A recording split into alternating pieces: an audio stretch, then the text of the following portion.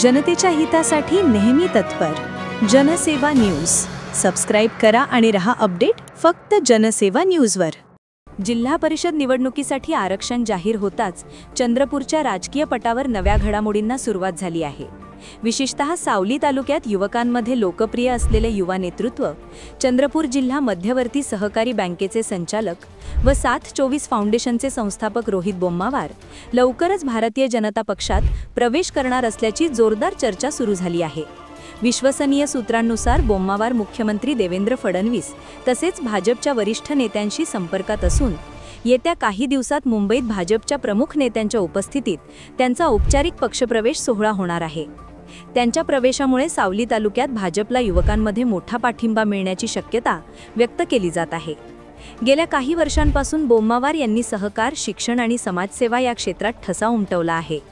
कोणत्याही राजकीय पक्षाचा झेंडा न घेता त्यांनी 7 फाउंडेशनच्या माध्यमातून ग्रामीण भागात आरोग्य, शिक्षण आणि सामाजिक प्रबोधनाचे उपक्रम सातत्याने राबवले।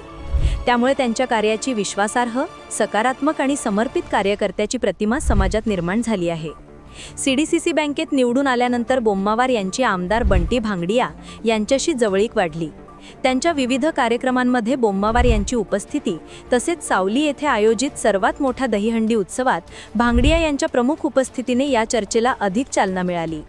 गेल्या काही महिन्यांपासून त्यांच्या भाजप प्रवेशाबाबत चर्चा सुरूच होती। आता जिल्हा परिषदेसाठी आरक्षण जाहीर होताच बोथली कवठी क्षेत्रात अनुकूल आरक्षण मिळाल्याने त्यांच्या समर्थकांमध्ये आनंदाचे वातावरण असून रोहित भाऊ आमचा नेता लई पॉवरफुल या घोषणांनी सोशल मीडियापासून गल्लीबोळापर्यंत उत्साह उसळला आहे। जनसेवा न्यूज करिता उमेश गोले, पल्लीवार, सावली, चंद्रपूर।